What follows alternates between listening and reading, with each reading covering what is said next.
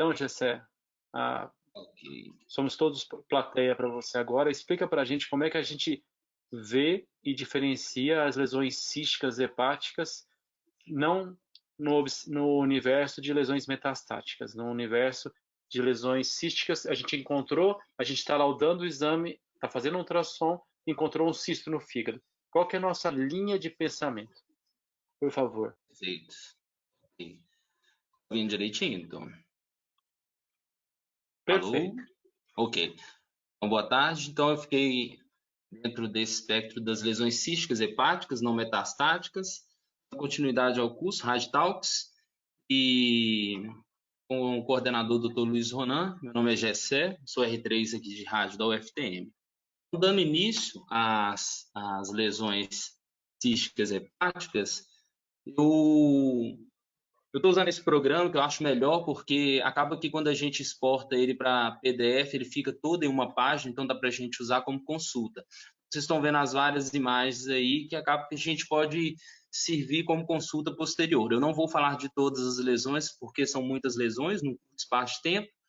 Então, aqui primeiramente, a gente vai dar início. Então, as lesões císticas hepáticas não metastáticas, então não envolvido com lesões secundárias, a gente tem uma prevalência dessas lesões císticas como um todo, aproximadamente de 15 a 18% das pessoas têm lesões císticas. E dessas lesões císticas, acredite-se que elas têm uma prevalência até maior do que 15 a 18%, porque os resultados de autópsia também constam uma prevalência muito maior. Dentro dessas lesões císticas hepáticas, a mais comum delas, e com uma prevalência que varia dos estudos de 2,5% a 18%, são cistos simples, né? E esses cistos simples, ou qualquer um desses cistos com essas características de cistos simples, na maioria das vezes, eles são assintomáticos. Os sintomáticos, eles são por volta de 15% desses cistos. E quando eles são sintomáticos, estão envolvidos com um aumento desse volume do cisto, causando algum efeito compressivo, que é onde vai fazer o paciente procurar o atendimento. Quando a gente fala dos gêneros, na maioria das vezes, de forma geral, acredita-se que a maior porcentagem desses cistos que são considerados cistos do desenvolvimento, eles estão mais comuns em mulheres. E eles geralmente vão aparecer nos exames de imagem, principalmente em mulheres acima dos 40 anos. E no homem, esses cistos são mais comuns, cistos adquiridos, principalmente quando a gente fala de origem inflamatória infecciosa e cistos pós-traumáticos. Quando a gente fala nas lesões císticas hepáticas, a primeira coisa que a gente tem que fazer é uma avaliação. E essa avaliação, ela engloba várias classificações. A primeira classificação são cistos de desenvolvimento, então são cistos que estão envolvidos no desenvolvimento embrionário, né? Então você tem vários cistos com essa característica. O cisto simples é um cisto assim, a doença de Caroli também é uma doença dentro desse espectro das doenças do desenvolvimento, da lesão cística do desenvolvimento. Os amartomas biliares também envolvidos no desenvolvimento. Então, quando a gente fala em avaliação, a gente vê essas lesões de desenvolvimento, lesões pós-traumáticas, lesões inflamatórias e lesões neoplásicas. Então, a primeira coisa que a gente tem que fazer é diferenciar estes cistos. Eu estou vendo um cisto simples ou estou vendo um cisto complexo? Então, quando eu falo em cisto simples, eu estou falando num cisto que o protótipo é o cisto simples hepático normal. Ele tem paredes finas, regulares. O fluido, ele é semelhante à bile. Então, geralmente, quando a gente fala em ultrassom, a gente está falando num cisto com conteúdo anecoico.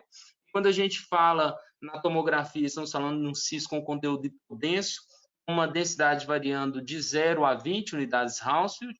E quando a gente fala na ressonância, estamos falando de uma lesão estritamente líquida, onde eu tenho um baixo sinal em T1 e um alto sinal em T2, típico sem realce pelo meio de contraste. E, dando continuidade, são cistos geralmente menores que 1 centímetro, mas esses cistos eles podem variar a menores, ou seja, infracentimétricos, até cistos volumosos de 30 centímetros, que é onde, invariavelmente, esses cistos causam algum sintoma. E geralmente esses cistos, para a gente separar dos cistos complexos, esses cistos eles podem conter até 2 septos, septos finos, tênues. Quando a gente fala em cistos complexos, a gente está falando de um protótipo aqui, que é o protótipo do abscesso hepático, onde eu tenho paredes espessadas, ou seja, um espessamento mural, um fluido que pode ser um fluido hipodenso ou um fluido hiperdenso, ou seja, um fluido que contém também detritos, né? Um fluido que, quando a gente vê ele no ultrassom, ele pode ter os seus debris, ele pode ter um conteúdo tanto hemorrágico quanto hiperproteico. Daí, quando a gente vê na ressonância, dentro do espectro do conteúdo hemorrágico, principalmente a parte subaguda, que a gente vai ver um hipersinal em T1, esses cistos eles têm um realce pós-contraste tanto parietal quanto septal, e ele pode também conter calcificações com nodularidades associadas. E a parte principal ele pode ser multiseptado, e esses septos geralmente vão ficar realçados pós-contraste. Então, quando a gente já sabe dessas características dos cistos simples e dos cistos complexos, a gente consegue chegar ou num diagnóstico de certeza, ou pelo menos num diagnóstico um pouco mais fidedigno. Quando eu penso num diagnóstico, eu separo em 2 grandes grupos. Eu estou seguindo um algoritmo de um artigo que está nas referências, e ele separa dessa forma. Eu achei muito prático para a gente avaliar no dia a dia. Quando eu penso no diagnóstico, eu vou separar em 2 subtipos de lesões. As lesões que são únicas ou múltiplas, variando até 10 lesões no parênquima hepático. Lesões múltiplas maiores que 10 em número. Então, quando eu penso primeiramente nas lesões únicas ou múltiplas até 10, eu tenho que pensar o seguinte: qual que é a morfologia? É a morfologia de um cisto simples. Segunda pergunta: eu tenho uma história de trauma ou uma história cirúrgica desse paciente? Então, eu vou chegar num desses diagnósticos que eu vou falar agora. O primeiro deles é o biloma, que quando você tem um dano de algum ramo da árvore biliar, com extravasamento de bile para o tecido, para o parênquima hepático ou para fora do parênquima hepático, ficando de forma subcapsular. Quais são as características dessa lesão cística grande que a gente está vendo aqui? É um cisto pós-traumático com conteúdo hipodenso, né? Um conteúdo que vai variar aí de 5 a 20 unidades Hounsfield na tomografia. Então, ele é história dependente, então a gente consegue chegar num diagnóstico. Aqui, associado também a um ponto de laceração num paciente que teve um trauma, uma coleção que extravasou para a região subcapsular, e igualmente uma lesão, uma coleção subcapsular hipodensa, né? Uma baixa atenuação, geralmente abaixo de 20 unidades Hounsfield. Então, a gente consegue chegar num diagnóstico de biloma através dessa história. Quando a gente pensa no paciente também pós-trauma hepático, um trauma de costela na próxima região do fígado, a gente tem aqui na região subcapsular, no segmento 7, uma lesão hipodensa em relação ao parênquima no pós-contraste, mas quando a gente vai ver, quando a gente mede essa densidade, a gente vê que é uma densidade alta. Em um paciente que acabou de sofrer um trauma, podemos falar com uma certeza, de certa forma, que nós estamos falando de um hematoma subcapsular, devido à sua alta densidade, porque a densidade de sangue, principalmente um sangue de forma aguda, subaguda. Aqui, quando a gente vê associado a lacerações, a gente tem um conteúdo de uma grande coleção líquida subcapsular, também toda heterogênea. Então, quando a gente fala numa lesão subcapsular, numa lesão cística subcapsular heterogênea em um paciente vítima de trauma, estamos falando de um hematoma e um hematoma recente, devido a essa heterogeneidade da coleção, onde a gente tem os vários graus de coagulação desse sangue. Ainda dentro do espectro das morfologias de cisto simples, temos que pensar também o cisto, o seguinte: eu tenho a morfologia de um cisto simples, ou único ou múltiplo até 10. Qual que é a outra pergunta que eu faço? Este é um cisto subcapsular No segmento medial? Sim. Se ele está no segmento medial, quando a gente fala em segmento medial, eu estou falando de segmento hepático, segmento 4. Então, o que acontece? Então, eu tenho um cisto hipodenso, lembrando que este cisto ele pode ser tanto hipodenso quanto hiperdenso, devido ao seu alto teor proteico, que em alguns casos pode ocorrer. Qual que é a questão cisto hepático ciliado? Ele é um cisto de desenvolvimento. Ele é chamado de ciliado porque ele é revestido internamente por epitélio colunar pseudoestratificado ciliado. Ele tem a mesma aparência histológica do cisto broncogênico. É um cisto e ele é derivado de uma alteração da placa ductal, na verdade, do intestino primitivo, que forma o fígado. Você tem esse cisto, o único problema dele, na maioria das vezes, ele é menor que 3 centímetros. Em alguns trabalhos, existe uma relação da degeneração maligna deste cisto. Então, pode desenvolver dentro desse cisto um SEC. Assim, quando esse cisto passa a ser maior do que 4 centímetros, geralmente eles devem ser ressecados por causa dessa potencialidade de uma neoplasia. E esse cisto, ele tem principalmente essa característica de ser subcapsular, o segmento 4 podendo estar mais inferior ou mais superior, mas ele pode também estar tanto nos segmentos anteriores, o 8 ou 5. Então, este é um cisto importante devido a essa rara progressão para um SEC. Ainda dentro do espectro das lesões com morfologia simples, eu tenho que pensar o seguinte: um cisto com achado incidental, sem história nenhuma, então a gente pode presumir que seja um cisto hepático simples. O cisto hepático simples, acredite que ele tem a formação de uma alteração do desenvolvimento de ductos biliares mesmo, uma dilatação ductal, onde não há uma comunicação desse ducto com uma árvore biliar. Então, ele nada mais é do que uma dilatação de um ducto biliar mal formado, onde ele é revestido por epitélio cuboidal biliar, típico, normal. Então, cisto com todas as características simples. Na tomografia, a gente vê como uma lesão circunscrita, sem parede evidente, sem realce pelo meio de contraste, com uma baixa atenuação.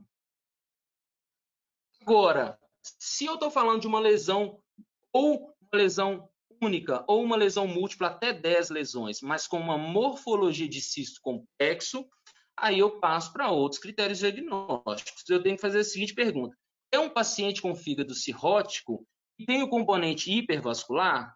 Sim. Então, eu tenho que pensar obrigatoriamente no hepatocarcinoma cístico. O hepatocarcinoma cístico é raro, primariamente cístico ele é raro. Mas o que acontece? Mediante o tratamento, geralmente tratamento com quimioembolização, você tem uma necrose, esses tumores podem evoluir para necrose, que é o que é mais comum da aparência cística do hepatocarcinoma. Mas o que acontece? Quando a gente vê uma lesão em um paciente com todos os estigmas de cirrose hepática, ou seja, os contornos lobulados ou serrilhados, com a redução do lobo direito em detrimento do aumento do lobo esquerdo e lobo caudado, então o paciente com todos os estigmas aqui, já com TIPS implantado, então o paciente já tem hipertensão portal, com essa lesão eu tenho que pensar no hepatocarcinoma cístico. E a parte nodular dele, a parte com espessamento irregular parietal, ele tem as mesmas características que o hepatocarcinoma tem, com um realce ávido arterial, com achaute nas fases venosas, principalmente venosas tardias. Aqui uma outra imagem de um hepatocarcinoma cístico, também uma lesão irregular, com septos irregulares e com todas as características de realce periférico compatíveis com o hepatocarcinoma. Agora, se eu tenho um cisto com características complexas em áreas endêmicas, quando eu falar áreas endêmicas para a amebíase e para a hidatidose, né, para o cisto hidático, eu tenho que pensar, logicamente, nessas duas afecções. Quando a gente pensa num abscesso amebiano, eu tenho que pensar que o abscesso hepático ele é a alteração patológica mais comum extraintestinal da amebíase. Então, temos que saber desse diagnóstico. E, geralmente, esses abscessos, eles vêm dessa forma, ó, paredes espessas, né? Com realce pós-contraste, com centro hipodenso e às vezes tendo esse aspecto de alvo dentro de alvo, ou seja, duas rodas, né? Então é como se fosse um realce duplo, um realce único, mas com duas imagens circulares. A primeira eu tenho um realce da cápsula desse abscesso e eu tenho uma área de hipodensidade que é um edema perilesional. Então dá esse aspecto em duplo alvo nessas lesões. E outra coisa do abscesso amebiano, eu posso ter outras lesões associadas. Então esse realce pós-contraste, mas essas características de imagem não são específicas para o abscesso amebiano. Eles podem estar presentes no abscesso piogênico também. E no outro espectro de doenças endêmicas, eu tenho que pensar em pacientes que moram em áreas com cuidado de ovelha, principalmente, que podem causar, porque a hidatidose é causada por vermes da família do gênero Echinococcus. E o que acontece? É da mesma família da Tênia. E o que acontece? Eu tenho a formação de vários cistos irregulares, com paredes espessas e irregulares, e o clássico desse cisto é que você pode ter cistos filhos, ou seja, lesões satélites dentro da mesma lesão cística. Geralmente, esses cistos filhos eles têm uma densidade menor. Então, quando a gente tem esse aspecto de uma lesão complexa, com vários cistos subjacentes, com acometimento esplênico e acometimento hepático, eu tenho que pensar dentro de uma área endêmica em cistos hidáticos. É uma entidade rara, mas deve-se lembrar dentro desse espectro de doenças. Agora, se eu tenho um paciente com achado de imagem de lesões complexas, de cisto complexo, com achados clínicos de infecção, ou pacientes graves, pacientes com infecções intraabdominais, como uma colestite complicada, como uma diverticulite, eu tenho que pensar no abscesso piogênico, que é aquela imagem que eu tinha mostrado. Então, uma lesão complexa, heterogênea, com vários septos internos que podem realçar pelo meio de contraste, um realce parietal também. Então, devemos, dentro dessa história clínica, pensar no abscesso piogênico. Agora, se eu estou pensando em um paciente com cisto complexo, sem outros achados anteriormente descritos, em mulheres acima de 40 anos, eu tenho que pensar nos achados mais raros. Quando eu falo em achados mais raros, estou falando de doenças neoplásicas, tanto cistoadenoma biliar ou cistoadenocarcinoma biliar. Essas duas lesões, os achados de imagem são superponíveis, então, se não tem como, por imagem, afirmarmos que é um ou é outro. Mas quando a gente vê a imagem, principalmente na ressonância magnética, a gente vê um cisto complexo, com várias septações internas. Aqui uma imagem T2 mostrando esse alto sinal do líquido, né? Mas não é um alto sinal expressivo, mas ele tem um conteúdo proteico elevado, não é só um fluido típico, como aqui o líquor, e ele tem no T1 pós-contraste um realce desses septos. Então, em mulheres acima de 40 anos, sem nenhuma história anterior, nós temos que aventar a possibilidade de um cistoadenoma biliar ou mesmo de um cistoadenocarcinoma biliar. Uma característica que nos ajuda a diferenciar essas duas entidades é a presença de uma porção nodular desse cisto. Então, eu tenho um cisto complexo com uma região nodular, regiões septais que realçam pelo meio de contraste. Por mais que sejam raros, eu tenho que pensar no cistoadenocarcinoma biliar para essas pacientes. Agora, quando eu volto para a parte de diagnóstico e vou para as lesões múltiplas, acima de 10 lesões, a primeira delas eu tenho que pensar. Eu tenho um realce central, também chamado de um dot sign nessas lesões císticas múltiplas. Então, eu tenho um realce central, pontual? Tenho. Então, eu tenho que pensar na doença de Caroli. Essa doença de Caroli é uma alteração do desenvolvimento embriológico desses ductos biliares.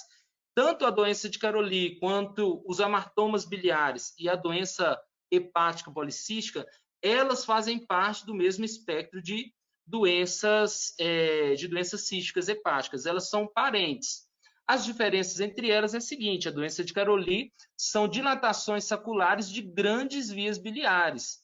E esse aspecto de realce central são os ramos portais e ramos da artéria hepática. Então, dá esse aspecto como se fosse um ponto de realce mesmo. Aqui mostrando a colangio-ressonância, que todas essas lesões saculares elas têm uma comunicação com a árvore biliar, principalmente dos segmentos biliares de maior calibre.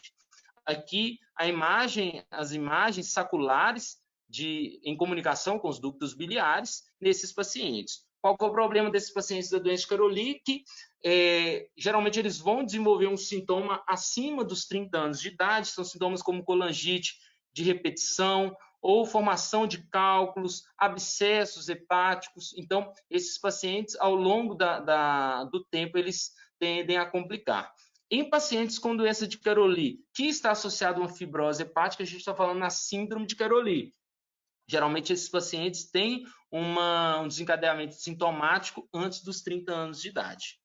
Ainda dentro do espectro das lesões múltiplas, acima de 10 lesões, eu tenho que pensar o seguinte: eu tenho cistos grandes em vários tamanhos diferentes, eu tenho cistos renais envolvidos? Quando eu tenho ou não tenho, eu tenho que pensar no outro espectro de doença policística múltipla, que é a doença policística hepática.